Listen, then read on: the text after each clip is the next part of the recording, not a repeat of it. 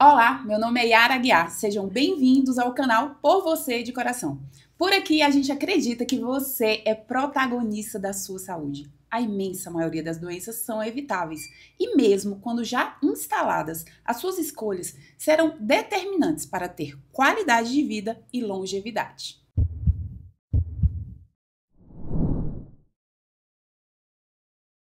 E se você está em busca daquela fórmula mágica, que é aquela pílula para qualidade de vida e longevidade, para tudo, presta atenção nesse vídeo que eu vou revelar esse segredo.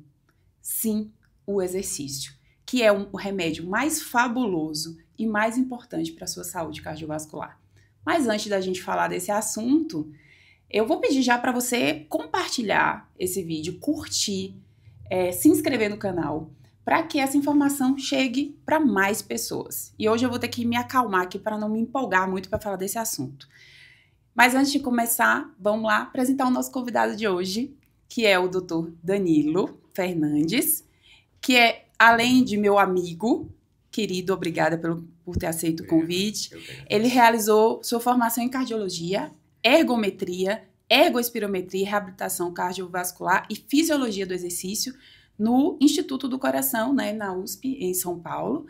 É especialista em cardiologia pela Sociedade Brasileira de Cardiologia, é cardiologista da equipe do Hospital DefStar, além de ser CEO da Impar Cardiologia e Reabilitação. Seja bem-vindo, doutor Danilo. Muito obrigado. Bom dia. E vamos lá falar sobre exercício. A gente sabe, Danilo, que no Brasil praticamente metade da população ela é sedentária. Não pratica aquele mínimo de exercício que é recomendado pela Organização Mundial de Saúde. Mulheres são mais sedentárias que homens, e o que é mais assustador hoje em dia, né? Os adolescentes entre 11 e 17 anos, até 84% deles não faz atividade física. E qual é o nosso desafio hoje aqui? Depois que a galera vê esse vídeo, ele vai sair daqui e se matricular na academia. Topa esse desafio? Com certeza. Estamos aqui para isso, para melhorar essa estatística. Essa estatística, vamos lá. Então, vamos primeiro conceituar, né? Que a gente fala tanto de exercício. O que é, vamos bem do básico, o que é exercício físico? E qual é a diferença, já emendando, de exercício físico e atividade física? Essa pergunta é boa, né? Atividade física é qualquer atividade que você utiliza os seus músculos para você fazer algum gasto energético e com isso você produzir um movimento, alguma atividade ligada à musculatura, né? Que você produz energia. Então, caminhar, fazer uma jardinagem, qualquer atividade, a gente se levantar, né? Isso já é considerado atividade física. Exercício físico é quando a gente faz uma atividade física de forma sistematizada, com objetivo, né? De forma que você tenha uma duração, né, clara para alcançar algum benefício, como ter mais condicionamento físico, melhorar a sua saúde, ganho de performance, né? Melhorar, inclusive, assim, e controlar alguns fatores de risco. Então, o exercício físico, ele é uma atividade física que é realizada de forma sistematizada com algum objetivo específico, né? Então, são assim, temos coisas em comuns, né, entre os dois conceitos, mas de forma resumida é isso, né? A atividade física, ele vai fazer a pessoa se movimentar, ser ativo de certa forma, você fazer algo dentro da sua casa, por exemplo, né? Cuidar do seu jardim, lavar seu carro, fazer coisas, atividades do seu dia a dia, é melhor do que você não fazer nada, simplesmente só acordar, ficar na frente da televisão, ir de carro para o trabalho, ficar o dia inteiro sentado e voltar, né? Mas não é aquele que é ativo, muitos pacientes falam isso, né? Não, eu faço tudo, eu não faço exercício, mas eu sou muito ativo. Isso é melhor, obviamente, do que ser completamente sedentário, né? Exatamente, né? Então, assim, só da gente, quando você está muito tempo sentado, a gente reduzir esses momentos de repouso. Então, a cada meia hora a gente se levantar, a gente está no trabalho, né? A cada meia hora, isso é uma recomendação até da Organização Mundial da Saúde, né? A gente se levantar durante 5 minutos, pelo menos, né? Então, assim, isso não é exercício físico, mas, enfim, já é uma forma da gente reduzir a inatividade, né? E reduzir a nossa mortalidade a longo prazo, enfim, né? Então, assim, é recomendável a gente tentar, pelo menos, incluir dentro da nossa rotina alguma atividade física, né? O exercício físico, a gente vai falar depois um pouquinho, né?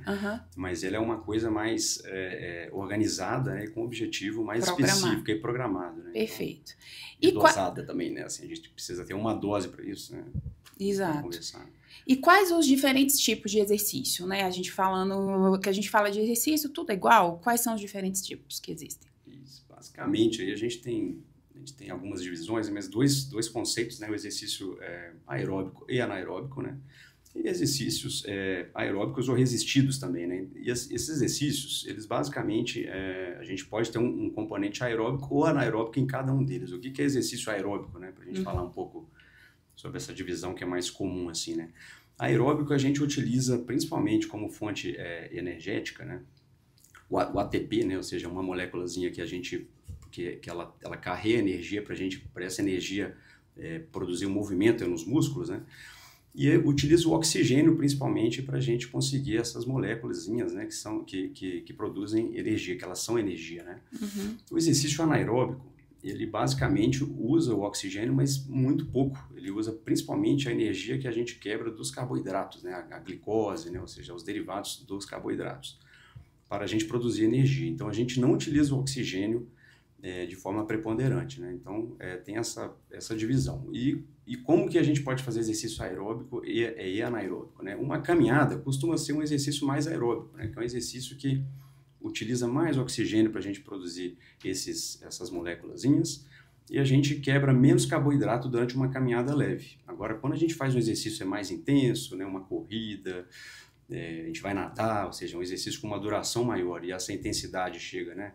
Moderada ou alta intensidade, depois a gente comenta um pouquinho o que é isso, a gente vai utilizar mais o metabolismo desses carboidratos, a gente usa menos oxigênio, então são exercícios mais anaeróbicos, né? Musculação pode ser feita de forma aeróbica ou anaeróbica, ela geralmente é mais anaeróbica do que aeróbica, né? Porque você produz ali a energia pelo carboidrato, né? Então, de forma geral, acho que é isso, assim, um pouco mais. Perfeito. Um você vai usar mais o oxigênio em si e o outro você vai usar mais as outras fontes de energia, né? Os carboidratos em si. Para gerar essa energia, vai ter que ter alguma fonte de energia. E isso, como consequência, vai ter benefícios diferentes também, né? Os dois têm benefício. Fala um pouquinho sobre o benefício do ponto de vista do exercício aeróbico e o benefício do ponto de vista do exercício anaeróbico. Essa pergunta é muito boa, né? Porque a gente tinha um conceito aí meio antigo de que só o exercício aeróbico era bom para o coração, né? Realmente né? Tem uma dosagem, né? Que nem assim, a gente usa isso como uma espécie de um remédio, né? Um tratamento ele pode ser usado e tem uma dosagem adequada, né? O exercício aeróbico, né? Pelo menos assim 150 minutos por semana de exercício moderado, né? Já é uma recomendação mínima, né? Já antiga, inclusive, pela OMS e pelas sociedades, né? De cardiologia, de medicina do esporte, a gente recomenda isso como para ter algum benefício do exercício aeróbico para a prevenção de doenças cardiovasculares, né? Controle de fatores de risco, né? Hipertensão arterial, diabetes e outros, né? E só que um conceito novo aí, né? Nos últimos 15 anos, aí, especialmente, a gente vem vendo alguns estudos, né? Mostrando que a musculação, né, que é o exercício resistido, né, que seria esse exercício de força, talvez de força e com componente anaeróbico, né, ele traz também benefícios importantes para o coração e para a saúde cardiovascular como um todo e reduz mortalidade também, assim como o exercício aeróbico. Então, o ideal seria até a gente compor os dois, né, fazer uma composição desses dois exercícios, né, na rotina de quem busca sair do sedentarismo, né. Então, assim, exercício aeróbico e anaeróbico, ele pode ser feito, né? Inclusive na mesma modalidade. Você, numa corrida, você pode fazer um exercício com um componente mais aeróbico, né? Que geralmente são intensidades mais leves, né? E à medida que você progride a intensidade dessa corrida, né? Você pode ter um componente mais anaeróbico. Então, por exemplo, a gente vai fazer alta intensidade, né? É o famoso HIIT aí, né? E tal. A gente intercalar alta intensidade com baixa intensidade. A alta intensidade, geralmente, é um exercício anaeróbico, né? Porque a gente precisa de uma energia rápida ali, você precisa quebrar rapidamente esses carboidratos, esses açúcares para ter energia. E a gente intercala esse exercício com exercícios, né, de baixa intensidade ou moderada intensidade, que são exercícios mais aeróbicos, né, que usam mais o oxigênio para fazer esse metabolismo energético e produzir energia. Então, resumindo, né, idealmente a gente compor esses dois tipos de exercício aeróbico e anaeróbico e tentar incluir na nossa rotina também exercícios resistidos, né, que é a musculação pelo menos 2 vezes na semana. Então, essa é uma dose mínima, né, claro, né, de exercício moderado de resistido 2 vezes na semana e aeróbico pelo menos os 150 minutos por semana de moderada intensidade, né? Ótimo. É porque o exercício aeróbico, ele traz uma função do controle dos fatores de risco, né? Ele atua diretamente nesse aumento dessa performance cardíaca, e por outro lado, o exercício resistido ele vai ter uma atuação na preservação da musculatura e até no aumento dessa musculatura. E a gente sabe que hoje em dia também músculo é longevidade, é vida, melhora as doenças cardiovasculares como um todo. Então, a combinação dos dois seria o mundo ideal, né? Então, assim, quais são... Você já falou de forma geral, né? Mas quais são os mecanismos que o exercício acaba causando uma proteção do ponto de vista da saúde cardiovascular? Por que a gente fala tanto dele? Por que a gente conversa tanto sobre isso hoje em dia, né? Nos congressos e tal, sobre saúde cardiovascular e exercício? O que ele atua diretamente? O exercício, nossa, ele vai atuar em várias frentes aí, né? Vamos começar falando um pouquinho do coração, né? Assim, sabe-se, né, que exercício ele previne a mortalidade cardiovascular em aproximadamente 28 a 30%, né, conforme a literatura, mas em média é isso aí. E até para o pessoal entender, isso aí não tem remédio que promove uma redução de mortalidade igual ao exercício. Ou seja, a gente está falando de algo que não é você tomar uma pílula, né? Que eu comecei falando, uma pílula mágica, que reduz a mortalidade cardiovascular em quase 30%. Não existe nenhum remédio que faz isso. A gente não tem nenhuma medicação que faz isso. E uma medicação que geralmente não é que é isenta de riscos, né? Mas assim, é uma medicação que ela depende só de você, né? Então assim, a gente consegue fazer exercício físico em qualquer lugar. Então assim, é um tratamento, né? É uma medida preventiva, né? Para a gente reduzir a mortalidade cardiovascular em aproximadamente essa porcentagem de 30%, mas a mortalidade é geral também, por outras causas, né? Cânceres, principalmente, né? Demência, né? A gente consegue prevenir, né? A gente trata, inclusive, alguns distúrbios psiquiátricos, ansiedade, depressão, né? Controla alguns fatores de risco, né? Que na verdade eles todos, né? Quase. Então, o diabetes, a hipertensão arterial, né? Obesidade, né? Que é uma epidemia, uma pandemia. Enfim, exatamente. A epidemia é mundial agora, a obesidade, a gente sabe que não só aqui no Brasil, como outros países, como os Estados Unidos, né? Então, assim, o exercício físico é um forte aliado para a gente prevenir tanto mortalidade como a gente controlar esses fatores de risco que vão atuar sobre o coração, né?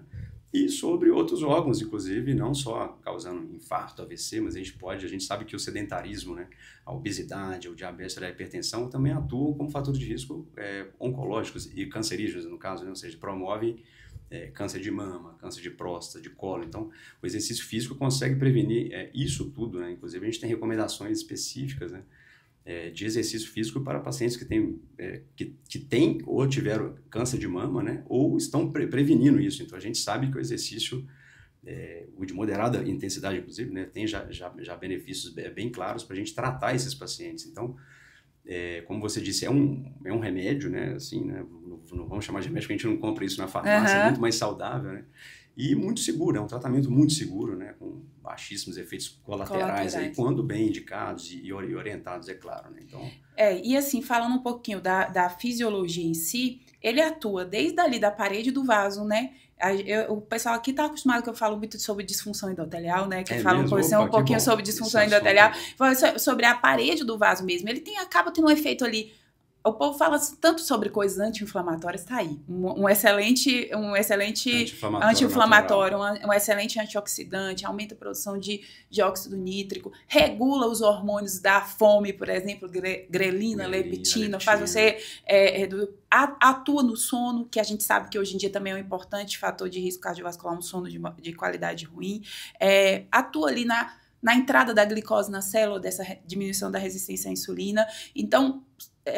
fisiologicamente, óbvio que a gente não vai falar aqui sobre dados técnicos, mas fisiologicamente ele tem uma atuação assim infinita em várias frentes, né? Mas principalmente esse efeito anti-inflamatório e antioxidante faz com que esses benefícios sejam em todas as doenças crônicas hoje em dia, né? É legal você comentar isso aí. Realmente o exercício, isso é um ponto importante, né? Só o sangue quando passa no vaso, né? Aí dentro lá do vaso, né? A gente tem a nossa artéria, mas principalmente a artéria, né?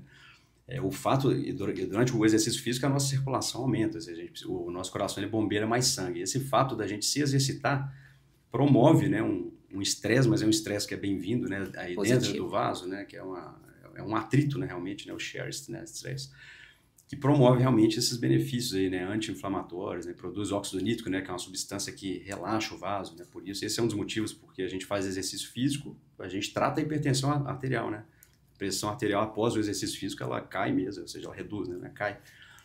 Muito por conta desse óxido nítrico também, né? Que ele dilata os vasos, né?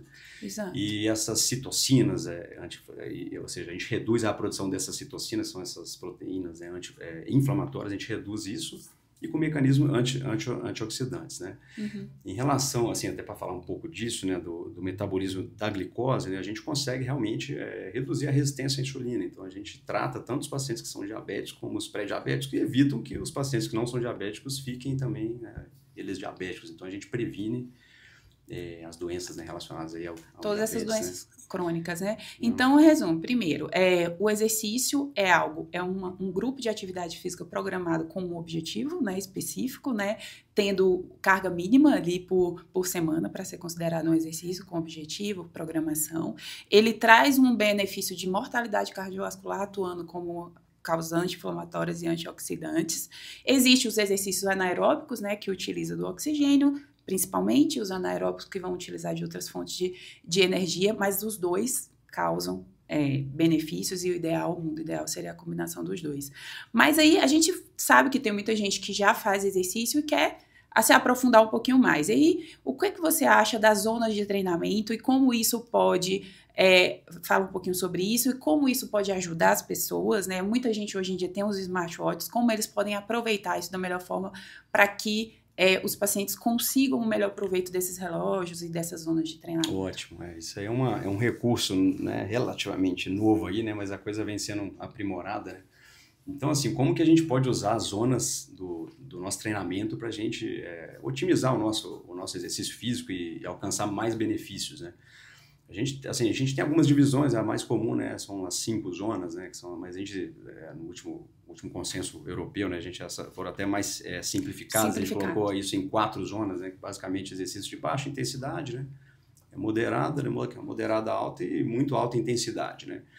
Como que a gente consegue delimitar essas zonas, né? Geralmente pela frequência cardíaca máxima, né, uma das formas, né, ou por um cardiopulmonar, quando você tem ele disponível, a gente calcula esse VO2 máximo, né, que é o consumo máximo de oxigênio durante o exame físico, né, durante o teste. Cardiopulmonar. Que a gente consegue essa medida e com base nesse VO2 a gente consegue também estabelecer essas zonas para a gente treinar.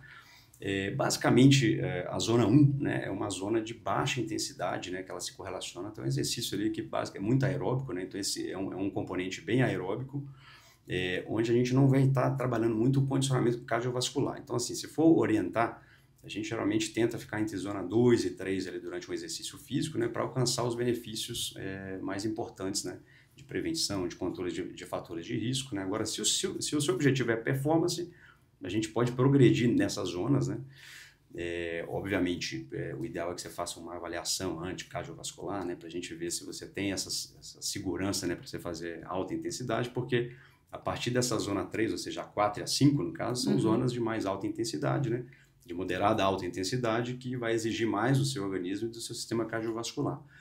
Então, é importante a gente ter essa informação, essa certeza que está tudo bem para você chegar nessas zonas. Mas, de forma geral, para uma população geral, ou seja, a gente está começando a fazer exercício, né? Eu estou sedentário e vou começar a fazer alguma coisa, é importante a gente começar devagar, fazer exercícios, né, de baixa a moderada intensidade, né? Que seria a zona 1, 2 e 3, no caso, né? Entre 2 e 3, o reloginho, os smartwatches, eu estou sem o meu aqui hoje, mas enfim... A gente tem várias marcas aí no mercado, vocês podem pesquisar. Eles basicamente utilizam, né, a frequência cardíaca máxima predita pela idade, né? Geralmente usam um cálculo simples, né, que é o de carbono, 220 menos a idade, a gente consegue estabelecer a frequência máxima predita, né?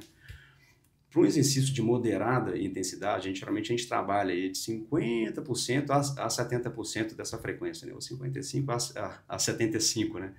É uma faixa aí dessa frequência cardíaca máxima predita, né? Então, é uma forma de você usar o seu reloginho de forma, né, empírica. Ele talvez não vai ser tão assim exato muitas vezes, mas é uma forma da gente guiar essa intensidade pelas zonas, né?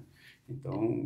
E fala um pouquinho também sobre essa questão, porque às vezes a pessoa pensa, ela tá querendo um processo, por exemplo, de emagrecimento, aí ela acha que ela tem que fazer muito exercício, que ela tem que gastar muito, que ela tem que suar muito, que ela tem que ficar muito cansada para ela tá queimando mais mais gordura e emagrecendo mais. E isso não é uma verdade, né? Claro que a gente tem várias considerações, mas no consenso, ali na coisa em comum, normalmente as zonas mais baixas vão ser as zonas que ela vai estar utilizando mais essa gordura. É mais gordura. Só que a gente precisa ter um cuidado, porque fisiologicamente é isso, né? Quanto mais exercício aeróbico a gente faz com esse componente de mais baixa intensidade, a gente teoricamente está queimando mais gordura, né? A gente está metabolizando mais a gordura. Só que a gordura é uma fonte energética cara, às vezes. Por quê? A gente, durante o exercício físico, né?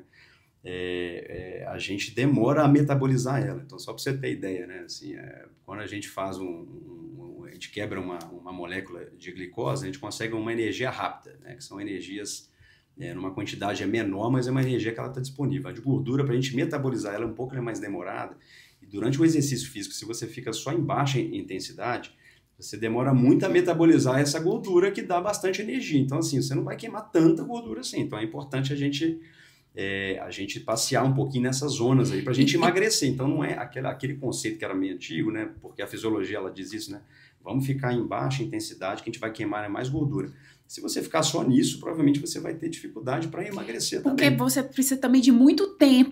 Então, assim, aí você vai fazer 30 minutos, você precisaria... oscilando entre as zonas, você vai precisar de 1 hora, ou, né? Então, o tempo também é muito maior. O tempo é muito importante. Então, para emagrecimento, ok, né? A gente pode ficar naquela zona mais de baixa intensidade, talvez ele moderado, mas depois a gente tem que ir progredindo isso para a gente queimar mais calorias, né? Ou seja, a gente consumir mais calorias, inclusive aí do músculo e do exercício aeróbico, que você vai estar utilizando esses carboidratos e o músculo também. Ele consome a gordura que está presente nele também. Então, assim, a gente aumenta a massa magra também, a gente consumindo essas gorduras. Perfeito. Então, a musculação é muito importante nessa combinação, né? Para a gente aumentar esse gasto calórico, né? E objetivar o nosso emagrecimento. Então, não dá para ficar só no exercício levezinho ali, só na caminhadinha, num passeiozinho para emagrecer, né? Tem que progredir nessa intensidade aí. Perfeito. Então, a zona 2 e 3, super bem-vinda aí, né? O exercício de moderada intensidade a moderada alta, conforme o caso, né? E aí você citou um pouquinho que essas zonas de treinamento se baseiam na frequência cardíaca para cálculo dos relógios, mas, na verdade, ele se refere ao consumo de VO2, né?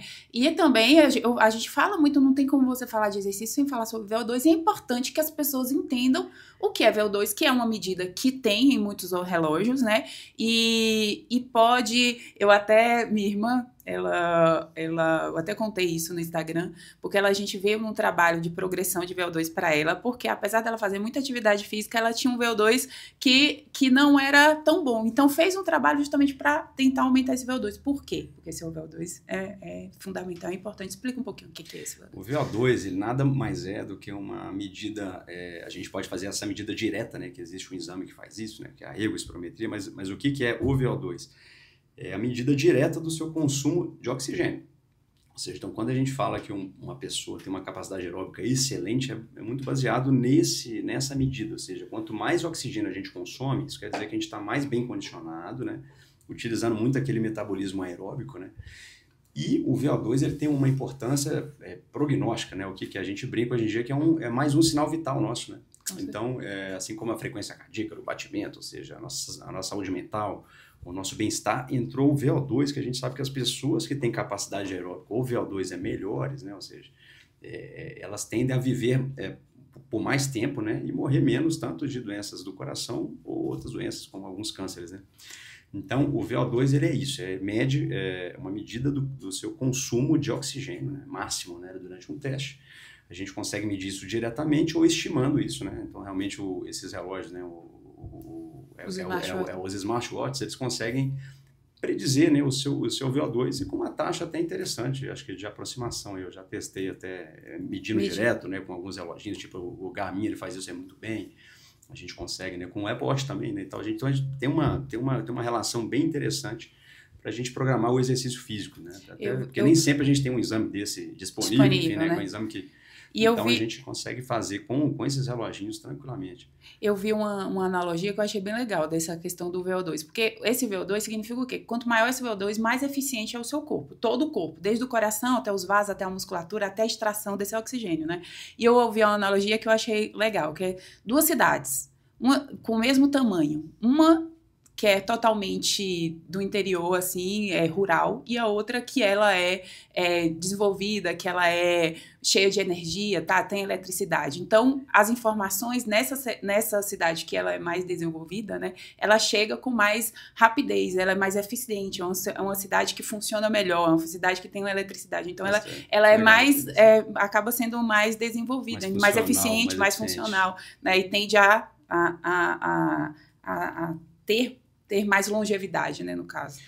E aí, existe algum que seria... algum exercício que seria ideal para o coração ou não? Qualquer exercício. Uma pergunta interessante, né? Assim, a gente, que era bem aquele conceito, a gente achava que o exercício aeróbico era o exercício ideal para o coração. Realmente, né? A gente trabalha a capacidade cardiovascular, né? O coração ele funciona melhor, a gente tem uma recuperação lá de pressão melhor, a gente evita, ou seja, a gente previne arritmias, previne infarto, e a gente previne algumas complicações aí, metabólicas, inclusive ele fazendo exercício, que isso se volta para o coração, para a nossa saúde do coração. Agora, assim, exercício ideal, basicamente assim, o que foi medido aí, né? É essa composição, né, de exercício aeróbico e resistido. Então, não só fazer exercício aeróbico é importante para o coração, a gente já sabe naquela dosagem, né? Uhum. Pelo menos, né? Não é que isso aí, então, a gente tem que fazer pelo menos, né, os 150 minutos por semana de exercício aeróbico em moderada intensidade. Esse é o mínimo. Mas o ideal, a gente já sabe hoje em dia, tem até um estudo, né, interessante aí, depois a gente manda, ele mediu exatamente, que foi ano passado, inclusive, como que a gente consegue progredir, qual que é a dose ideal, né, ou seja, do benefício melhor para o coração e de redução de mortalidade. A gente descobriu que os 150 minutos é bom, mas na verdade, o de moderado, o ideal é que a gente chegue nisso 300 e chegamos até 600 minutos por semana. É lógico que é difícil a gente chegar nisso, porque nem todo mundo tem esse tempo, né? Para fazer, essa disposição toda. Então, assim, a gente sai desse mínimo que a gente já vai sair, né? Do nada para algum benefício para o coração e para outros sistemas, né? Mas o ideal é que a gente progrida nessa intensidade. Então, exercício aeróbico, né, de 300 minutos a 600 minutos por semana é a dose assim que está provada, pelo menos até o momento, que traz mais benefícios, né? Acima de 600 minutos a gente tem benefício, mas aí não é um benefício adicional, realmente não. Certo. Isso para moderada intensidade. Agora, não tem muito tempo para fazer a moderada intensidade, já fiz um check-up muito bem feito, já faço exercício há muito tempo, eu estou acostumado a fazer alta intensidade, você pode fazer um exercício vigoroso, né? Com uma duração menor, né? Então, assim, pelo menos os 75 minutos por semana de exercício aeróbico é mais intenso, né? Mas aí, de novo, né, se você conseguir chegar, né, em 150 minutos a 300 minutos, tem um benefício maior em redução de mortalidade, que chega aí a quase 40%, acho que no estudo. Esse é exercício aeróbico. O exercício resistido, musculação, ele é muito importante para a saúde cardiovascular também. Então, não dá para a gente ficar só em exercício aeróbico. Então, pelo menos 2 vezes na semana, né, exercício de moderada intensidade com cargas, né, nos grandes grupamentos musculares, né, ombros, quadris, membros inferiores, né, bíceps, tríceps. Então, isso aí é muito importante a gente trabalhar a musculação junto para redução de complicações futuras do coração, seja infarto, AVC, e para prevenção de outras doenças. Então, a melhor combinação são esses 2 exercícios, resistido e o próprio aeróbico aí para a prevenção cardiovascular, né? E aqui a gente poderia falar muito mais de exercício, mas assim, para finalizar, para passar uma mensagem assim, mais de segurança. As pessoas que estão lá agora vendo o vídeo, estão sedentários, tem alguém que precisa fazer algum exame antes de começar a fazer esse exercício? Quem seria?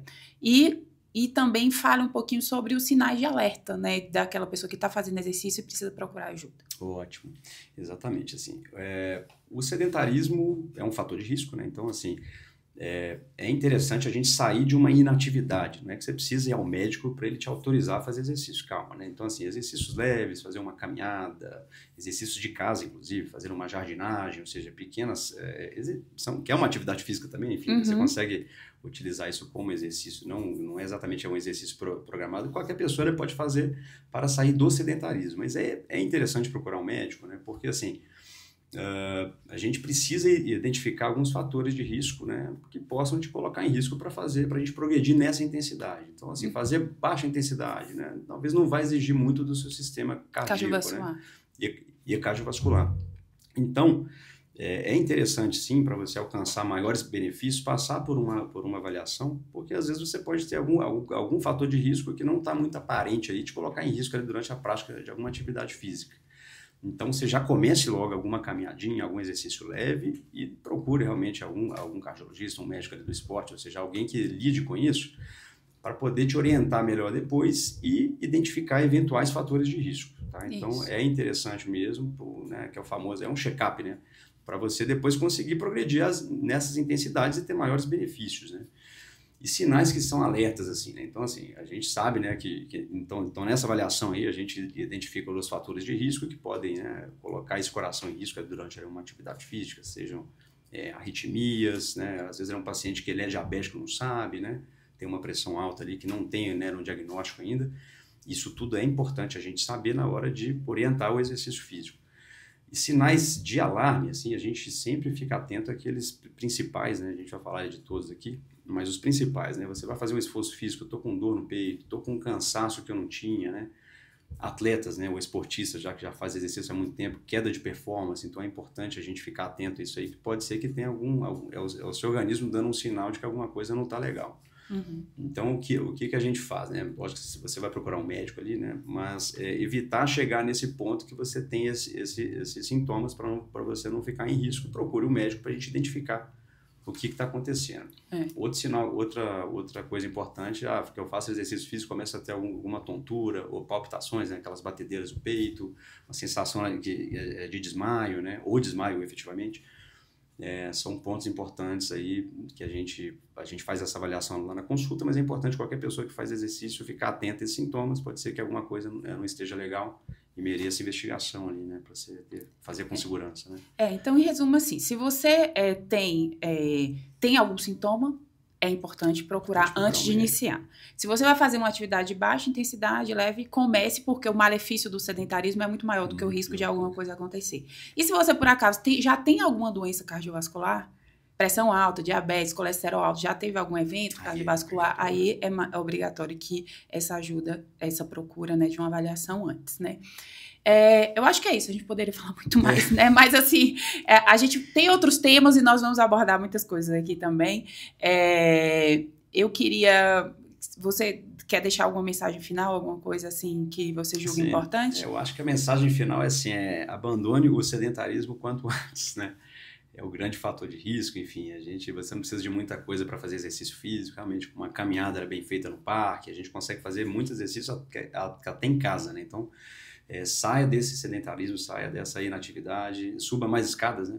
Troque a elevadora pelas escadas, né? E pelo menos a gente caminhar aí uns 6.500 passos ao dia, que o smartwatch ele vai nos ajudar aí a medir isso aí, qualquer celular hoje em dia consegue medir esses passos, então você já vai estar fazendo um grande benefício para a sua saúde.